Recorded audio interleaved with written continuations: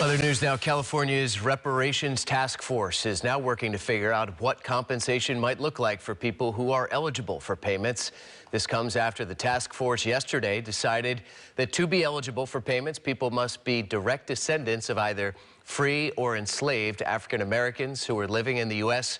by the end of the 19th century. But as KRON 4's Ashley Zavala explains, compensating the group is going to be complex.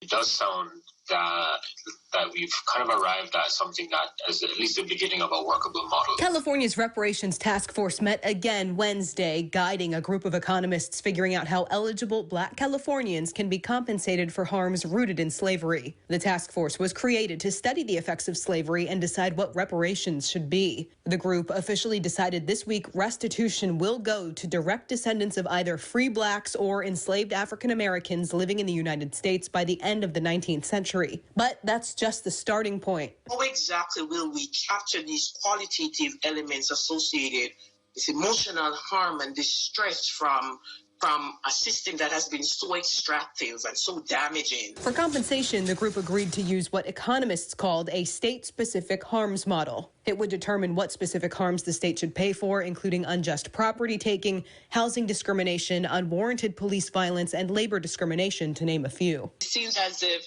there might be a tier system where it's all for descendants of enslaved people, but depending on if you were in the state of California longer, you probably experienced more harm. The task force ultimately decided not to use what economists call the national model for reparations.